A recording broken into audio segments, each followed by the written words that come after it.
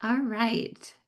I'm seeing the joinees slow down a little bit, so we're going to go ahead and jump in. So, as I said before, welcome everybody. This is a webinar talking about marriage counseling between nonprofit fundraising and marketing teams. I'm sure it is a topic that is near and dear to all of our hearts that are on this call, and I know my three panelists that I'll be chatting with today have a lot of experience with this. So, I'm excited to jump in and talk about, how we manage these healthy tensions within organizations, how we make each other better, and some tips along the way of how to potentially navigate this relationship internally, if you are just getting started in this or if you're looking to make a change. Thanks for joining me today. I'm Trista Murphy. I'm an executive vice president here at MissionWired, and I lead our partnership growth. So I work with our nonprofit partners, both in ongoing capacity and bringing in new clients. And I will pass it over to my panelists. Nicole, let's start with you. Thanks, Trista. I'm Nicole Clementi. I am a Senior Managing Director for Supporter Growth at Save the Children. I've been with Save the Children for 14 years. I'm currently overseeing our supporter acquisition across sustainer acquisition, DRTV, face-to-face, digital, and lead generation. I will pass to Karen. Hello, thanks everyone for joining us. My name is Karen Barr, Managing Director of Individual Giving at Share Strength. We launched our No Kid Hungry campaign in 2010, and our promise is to end childhood hunger in America. And in my role, I oversee acquisition and retention across all channels of mass market and mid-level programs. And I'll pass it over to Kara. Thanks, Karen. Hi, I'm Kara War. I'm Director of Digital for Direct Response at the American Diabetes Association. I've been with the org for about a year and a half now, and I oversee all of our mass marketing digital channels, email, paid ads, the fundraising asks on our website, anything that sort of comes up. Thank you for having me. Great, thank you. And I should mention that the three lovely panelists that you see on your screen are a part of MissionWired's Nonprofit Advisory Board. It's an advisory board that we have with some nonprofits to talk about the state of fundraising. And so this topic in particular was a topic of a meeting we had back in March. And we spent the entire day talking about just this topic. And so we thought, why not bring the great conversation out of the room and to screens everywhere, and share the knowledge. So I'm just going to jump in and kick us off. Kind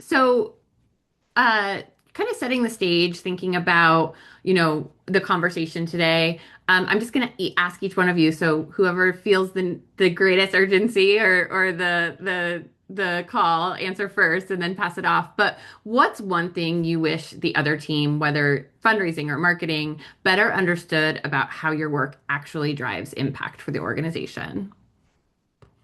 I think the biggest misunderstanding that we have is generally that our communications are only about asking for money, but realistically, especially in direct response, we're their first touch point to the organization. And all of our messaging, we work very hard at trying to sort of build affinity, not just in our stewardship, but in our appeals as well. And so I think sort of the audience building and the affinity building is often misunderstood. And a lot of departments and individuals might just think, oh, they're just, sending out another email asking for money, but really we're doing so much cultivation for the organization. I absolutely agree with Carol on that because when marketing communications works together with fundraising, it makes fundraising so much easier. Yeah. So when you're in regular alignment with marketing communications, everything you do is it just seems like it's just so much smoother.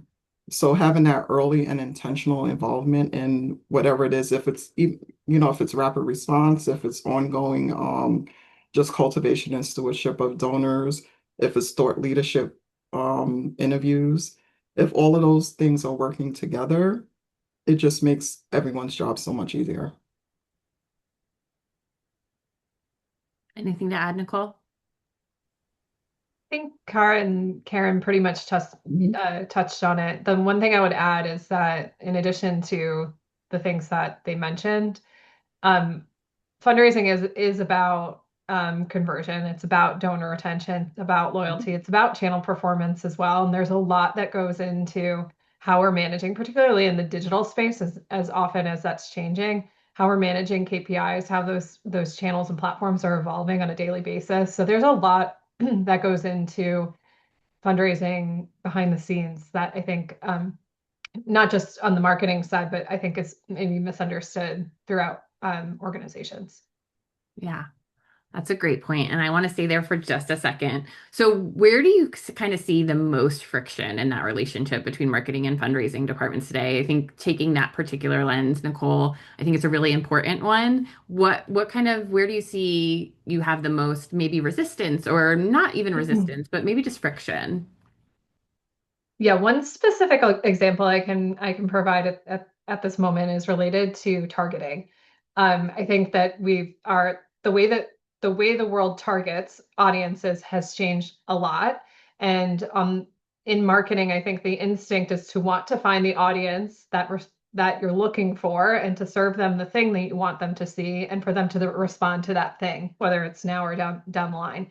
What we know now, and particularly again in digital, is it's not that easy to target the person you want to see the thing that you want them to see. So you really need to be building creative in your content strategy to facilitate that targeting approach.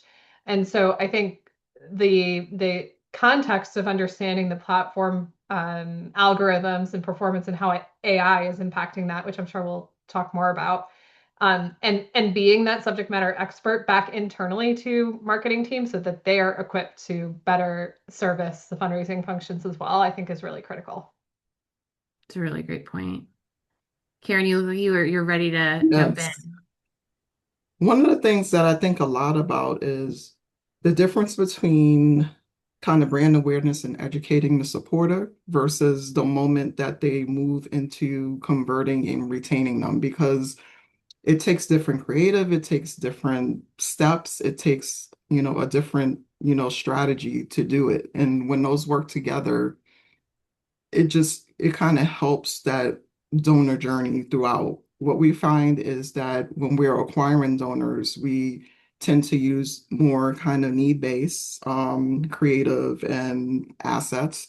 But as you bring supporters into the fold, you can continue to educate them and deepen their commitment and education in your mission. And you can, switch the creative up a bit to tell those deeper stories about your mission and the work that you do. So that's the push and pull that I run into a lot. And finding that balance has been difficult. But I think once you find that balance, it works.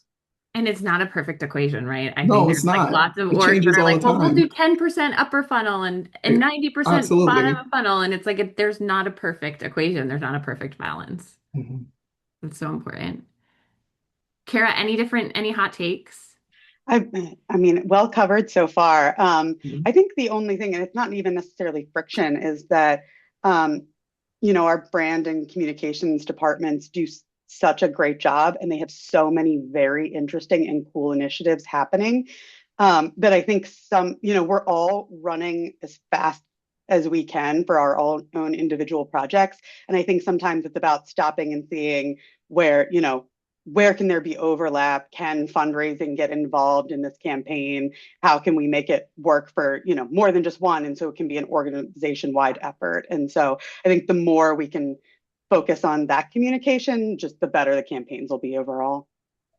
Yeah, I just wanted to add slightly to that because I think one of the historical tensions that Save the Children saw was marketing having objectives or marketing brand having objectives over here and fundraising having objectives over here. And what we've done over the last few years is to bring those seemingly competing agendas together and just create more co-planning and co-creation around our quarterly briefing process. So we have our business objectives first. We know what revenue we need to raise, and marketing team is aligned to that. And then what are the marketing objectives that are going to help us achieve those? So it really just brings us together and makes us really understand where each other is coming from and ensuring that the alignment is clear and that we're reinforcing each other's work. So that's been a critical shift that we've seen in the last few years at Save. That's an amazing example. Thanks so much for sharing, Nicole. In that tone, this conversation is just going so smoothly. In that tone, I would love to hear, Kara, maybe from you. Have you ever had to push back on a campaign from a brand or a creative direction because it didn't perform well from a fundraising perspective? I think you brought this up in your previous example of like sometimes brand and marketing is doing campaigns that just don't have a fundraising resonance. So would love to hear any examples or thoughts you've got there.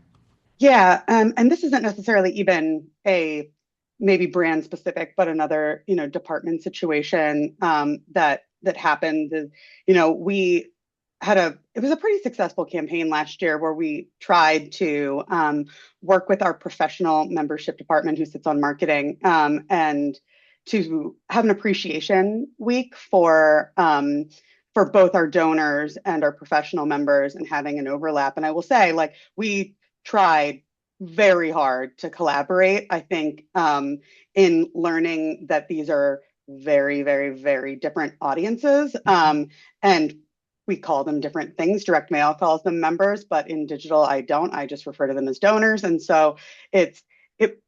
We were trying to have this massive come together where we could say, look at this, program, and it's cross departmental, and and our donors really loved it, but I think it wasn't necessarily doing the same service. And so I think this year it's more about, I would love to do it again, but as probably separate situations because our professional and our consumer audiences are so vastly different. So I don't regret it because I do think we need to try to have those intersections, and sometimes they work out very, very well. We've had a lot of brand campaigns that have sort of seamlessly run into fundraising campaigns. Thank our brand department for often thinking about us. But I think that was one instance where it didn't run so smoothly, Yeah. and we had to learn from it. Karen, Nicole, any examples you can think of from your org or in your past? And building on that, similarly, we have campaigns that are audience-wise are not the individual donor audience, right? Or perhaps it's not going to resonate from in the same at the same degree that we want our donors to respond to in order to achieve our goals. So we might have a campaign, typically for Save the Children, this will end up being a US-based campaign. As much as we would love US-based donors, they typically don't show up as much as our international offers do. So we'll have campaigns that service kind of that US program piece, which also services our corporate partners, which also services other audiences that we need to service within the organization. It just doesn't have a very straight alignment to our typical mass market fundraising objectives. So, and that's okay. I think we need to, like you said, Cara, like kind of commit and move on. That this is not a campaign that's going to work for us, but how do we align when it makes sense between this campaign and the efforts that we have going on in direct response channels? Because there's always, opportunity. We just have to find the right times for alignment and not force the alignment as well. And we find that different campaigns just have different goals. Throughout the year, we have what we call our tempo campaigns, and we define what the goal is up front. The most obvious one is end of year. The goal is going to be to raise lots of money at end of year. So the primary CTA will be a fundraising ask. And then we'll have other tentpole campaigns, at other times throughout the year where fundraising is part of the campaign, but it's more of a secondary ask. Our primary ask is maybe to reach out to a corporate donor audience or just to increase brand awareness on a topic. So it really just starts with like defining what your goals are, because not everything is going to have a primary fundraising CTA. Yeah, I think it's so important Yeah. knowing when to and how to balance that. And Mhm. then, like, Yeah. internally, what does that look like? And are we all on the same page about that? Yeah. I think that's a really important point. Do you think that you're feeling different pressures today as fundraisers that maybe you didn't feel 3 years ago, 5 years ago, based on how audiences have shifted? I think you touched on AI a little bit before, Nicole, right? Like, what are some different things that are coming into play in terms of fundraising and marketing right now that you maybe wouldn't have thought about or ever crossed your mind a couple of years ago? Can we just answer AI and move Yeah. on? No, I think the most obvious, and I think something that's really on my mind recently is that obviously the impact of AI on our organic search. I think recent research from Q4 showed that traffic declined by maybe up to 50%, if I'm getting that stat right. It was quite significant. And I don't think anybody really saw that coming to the degree that it came in so hot in Q4. Yeah. Thankfully for Save the Children, we were able to offset with some efficiency in other channels, and seeing those levers early so that we can start to make some adjustments. But the pressure that comes along with AI is real. It's real for everybody across every industry. But how we handle that from an efficiency standpoint, how we can help, AI is impacting efficiency from an organic search perspective. It also can help efficiency from some targeting perspectives and some platforms.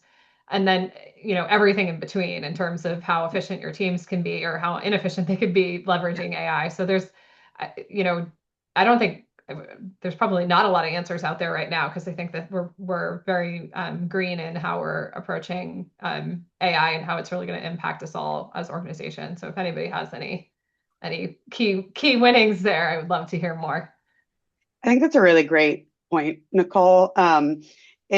I think we could all sort of lean back on organic for so long, and that your people would find you and search was always the sure thing. And I think it is really having to make sure that you are perfecting your other channels as much as humanly possible. We saw, because of the organic drop off and a lot of the work that we've done in email, we saw email and SMS just skyrocket. And so I think it's making sure that there's value there, that our paid ads are, to the best of our ability, targeting who they need to, and that our campaigns resonate. And then at the same time, I know, our marketing department is working very hard at finding those solutions that we'd all like, and trying to deal with AI in the best way possible. But I think it's knowing that's here to stay, knowing that a lot of our boards are wanting us to use more AI tools when possible, and then but making shifts where we can, because there's the good and the bad that comes along with it. Yeah, that's so important. Not Go a ahead, lot, Karen. yeah, not a lot to add to what Karen Nicole said, but just realizing that, people are searching differently. Like if Yeah, someone goes to search for your organization or an organization that does work like your organization, they may not even end up on the website because they got all the information they need from the prompt that they typed in. So it's like, how can you optimize the other channels? We've seen, just like Kara mentioned, we saw increases in mobile. Like mobile has really been a good thing for us in calendar Q4 last year and is continuing now. Also been seeing great results in digital acquisition as well. So, what are some of the other channels you can do to supplement? But at the same time, like how can you optimize your website for how search is yeah, changing? So that coordination between the marketing team becomes even more important yeah. because you can't buy your way out of this one. You really have to work in alignment with your marketing team to really optimize what's coming on the AI side.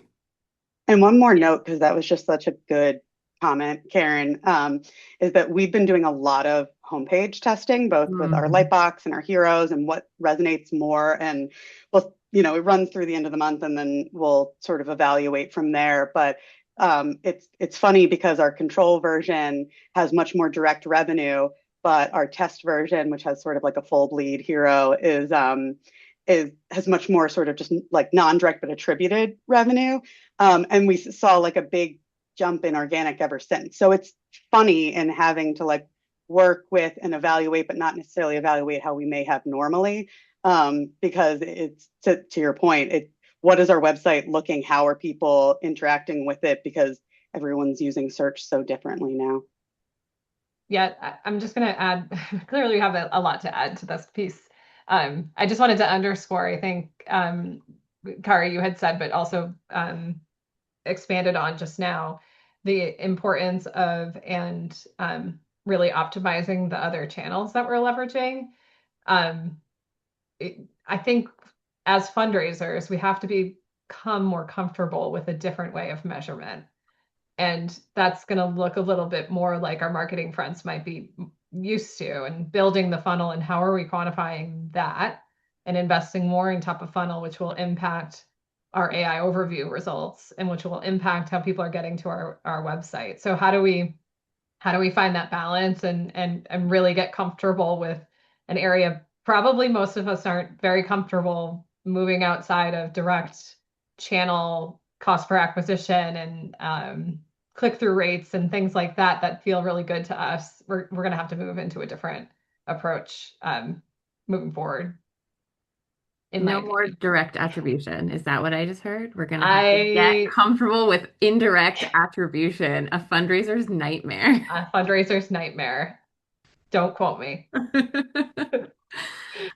Kara, I'd love to hand the mic back to you. I know that at American Diabetes Association, the direct response fundraising team lives within marketing, which is not always the case. I think it vastly different depending on the organization. But where do you feel like that creates alignment for you? And where do you still see that there are some breakdowns?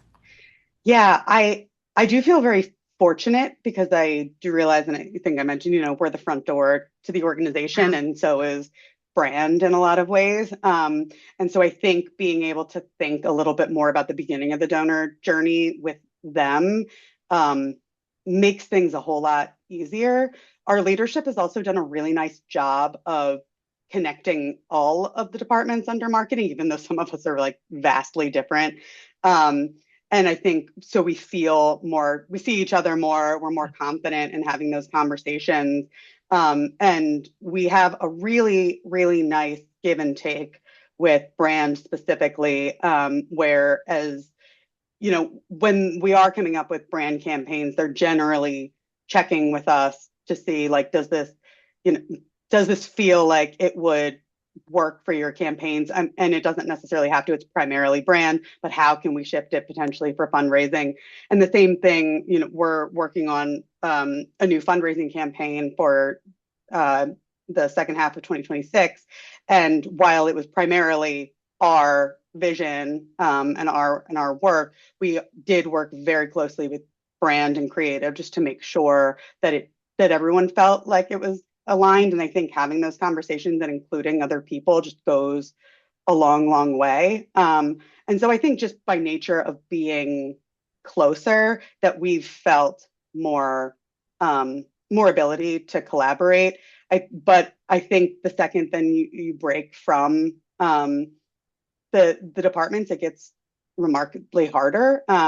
For us, it might not be as stressful to try and communicate with the marketing teams, but it's harder for us when our donors then make that jump to the development side and talking about mid-level and major donors and things like that. And that's so so in some ways my problem is just sort of slightly different, but I think that the takeaway is probably very much the same. And we need to, and our leadership needs to, all of us need to just work that much harder, which is so difficult when we're already spread thin, but Yeah. trying to make those crossroads and find those opportunities. So I think we all feel safe communicating with each other and that we're not so against each other. I think even just no matter the department, talking about how I've been interested in collaborating and whether it's content or when people come to me with ideas, I think that at least has helps maybe feel like we're not so opposed in our objectives. Yeah, that's a really great point. Staying on the theme of collaboration, Karen, last year was a big moment for Share Our Strength when the government kind of had its shutdown and we saw SNAP benefits lapse. How did you work with your marketing team to respond to that? Was there a moment of collaboration and spirit of coming together? What did that look like? Such a great question. And it always seems that in moments of rapid response, we can make decisions so quickly that previously took us forever. So that was kind of an advantage, is really the early and intentional coordination between the marketing and fundraising team. I think that was really, really key for this moment because it really allowed us to share our content in a compelling way with the American public, because it was top of mind. So the way that we crafted our story, really meant a difference. We really utilized thought leadership interviews with our CEO, our founder, our chief revenue officer, and other senior leaders. Because as these interviews aired, we synchronized our digital presence on our website with content, and we, upped out, paid media to kind of capture the entrance from supporters. So we really, really saw that propel us forward. And just really when marketing and fundraising align, it just makes fundraising that much more efficient. Because, we had our budget, we did spend a little bit more budget, but it was really, really more efficient because of all the things that I just mentioned. So really that surround sound approach Yeah. really worked for us, and it allowed us to bring in over 12,000 new donors and really continue to sustain that momentum going forward. And That's now we're just amazing. focused on the donor journey afterwards and retaining all those lovely donors, which Making we sure all all know is so 12,000 much come back. fun. Yeah.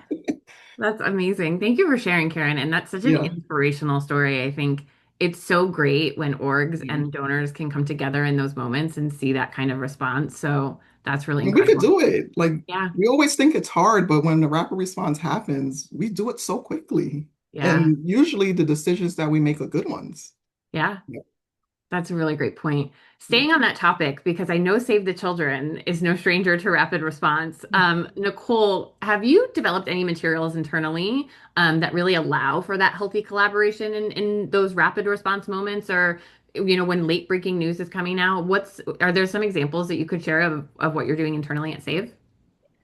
Yeah, as you said, we're no stranger to rapid response. We're maybe consistently responding to crises around the world. So we do have and historically have had an emergency response protocol, which we engage every time there's a rapid response emergency. There's some kind of pulse check in advance of that. What are Google Trends looking like? What is our traffic to our website looking like?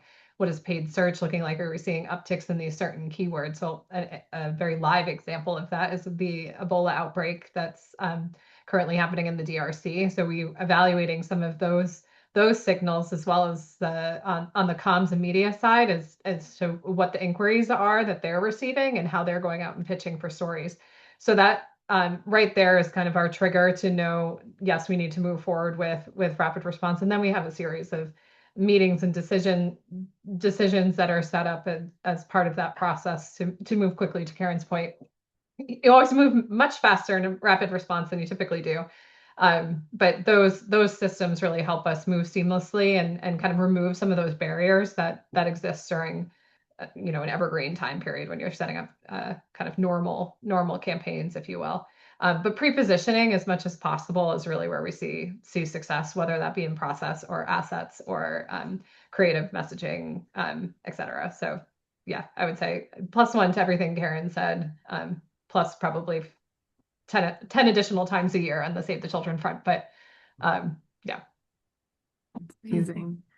Well, hang in there. I know it's tiring. Three of the four of us on the screen. Well, Nicole's still there, but Karen and I are Save the Children alums, so we go way Yes, you know back. well. We know You know well. well. Great. Well, we've reached 1:30. I think we wanted to save some time for question and answers, but I will be selfish and just ask one last I was question. going, you're gonna squeeze it I'm in gonna one. do one more because I have the power and I Yeah. get excited with it. What's one small change organizations could make tomorrow that might improve the collaboration between these two teams? Nicole, you're off mute, so I'm gonna pick on you first. Yeah. Start with shared goals. I think if no matter what it is, if it's one campaign, if it's a quarter, if it's a small emergency push, if you're starting with shared goals and alignment, that will really help shift behavior, really starting at the leadership level, but will help shift behavior between the teams to align and work cohesively together. Absolutely agree. Shared alignment, goals, and just remembering it's one mission. You're all doing the same work towards the same goal. And I think mostly everything else kind of falls in line when you really think about that. And I think, and this goes along with what Karen and Nicole already said, but it really is just communication and trying to take a step back and think about others.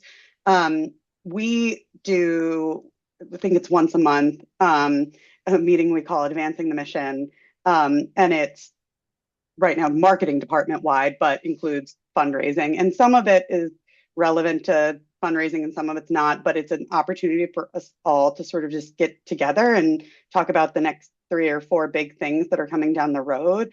And I think it at least allows us to be aware of what everyone's doing. And then if there's opportunity for collaboration, great. Or if there's something that would be a concern, everything's still far enough out that you can start to have those conversations. And so while not everything is relevant, we've found that to be really productive. And there's so many initiatives that our social team is doing, or our Center for Information is doing, that would apply to our donors. And so even not that any of us need another meeting on our books, but that was one that's not super often, but has helped a tremendous amount. Yeah, I love that. I think it's so easy to keep your head down, right, and focus what's in front of you today or tomorrow or next week. And it's really helpful sometimes to like pick your head up and look at the bigger picture of what's happening across the board. So thanks for sharing that, Kara. All right. Well, I want to thank Nicole, Karen, and Kara for joining me in this conversation today. We've got a couple minutes left, so if you've got a question, you can plug it in the chat, and we will bring it to the top. One question we did get is it would be helpful to know the teams, how the panelists on this call are set up in their teams, who's in marketing, who's in development, and what donors each team is responsible for. I think we covered that a little bit at the top, and Kara, I know you talked about that more in depth in our previous conversation, but if we could just go around the horn and give an example real quick, it might help our panel or our attendees contextualize some answers. Well, Go here ahead, at Karen. Share Our Strength, I sit in the fundraising team. We call it Resource Development and Growth. And I oversee a team called Individual Giving, which is basically a combination of mass market fundraising and mid-level. And it's all channels, all sources. And then under Resource Development and Growth is also corporate, major gifts, donor engagement, and we have a culinary partnership and events team as well. And then marketing and communications is a separate team, separate from fundraising at Share Our Strength. At Save the Children, well, first of all, I've been at Save the Children for 14 years, so I've seen a few versions of setups, but our current setup, which I think is working pretty well, we have one division called Marketing and Growth, which is all of our private fundraising teams, and public as well, all of our fundraising teams. So that includes our individual philanthropy, which is mid-level and major giving. That includes our government and institutional foundations. That includes mass market, which is the team that I'm on, which is up to mid-level, not including. That includes marketing, and that includes communications as well. And yeah, I talked a little bit about ours, but marketing has a wide breadth for us. So obviously it's direct response. I mentioned our professional memberships. We have programs and partnerships. We have communications. We have our in-house agency, which we call customer success, essentially, department. And that's most of us, I think, brand. And so that's sort of how we're not the only revenue focused department in marketing, but I think having maybe the largest revenue goal in marketing is really helpful. And then we sort of split, and then development is all of our field offices, major gifts, corporate, and all of the sort of other higher level dollar fundraising.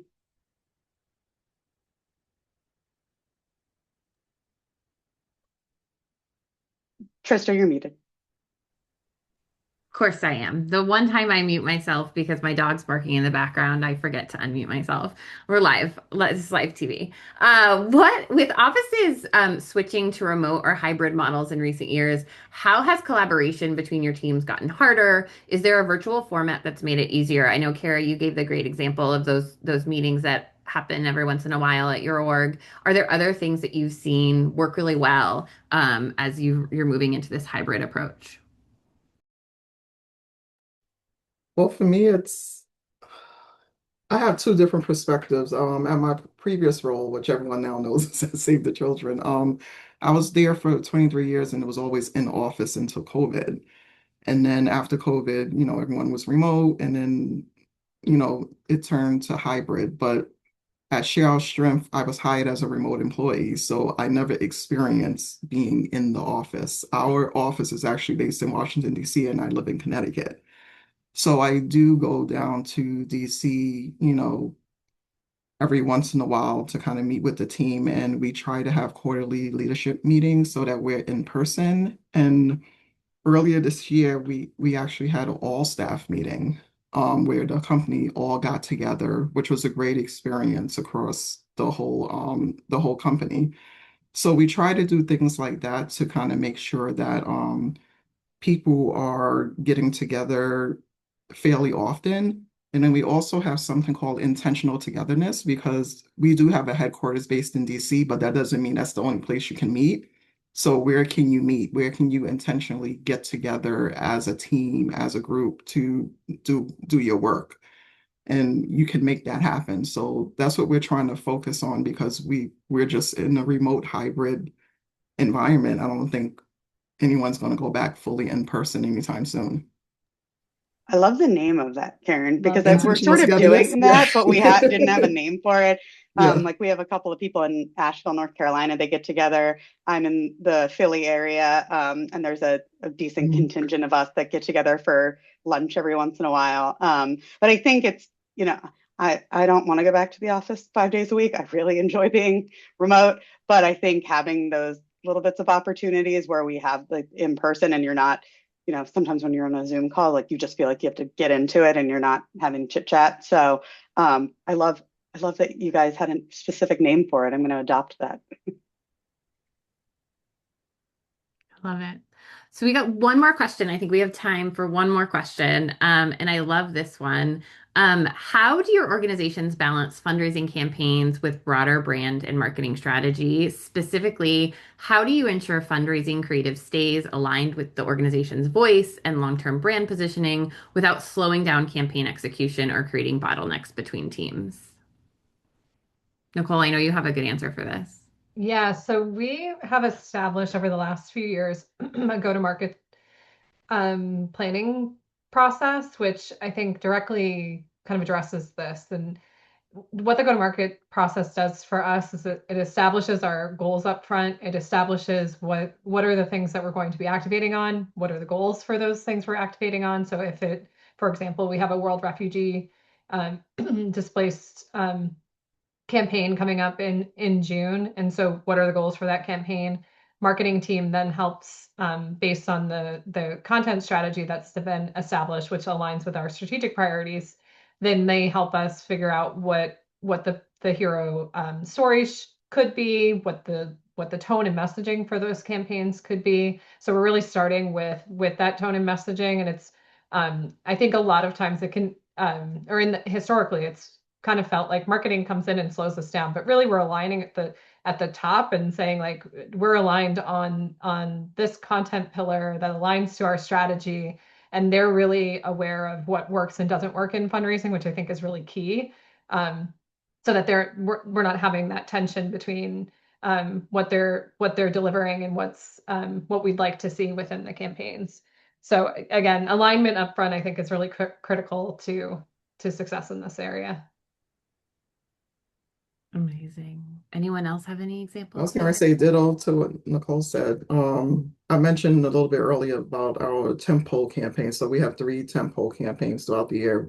One is primarily fundraising, and the other two are more brand awareness, corporate partnership focused. And then, but our marketing team is involved with the creative and the look and feel of all three campaigns. And then once that's established, then the fundraising team is allowed to like use that concept and shape it for a fundraising audience.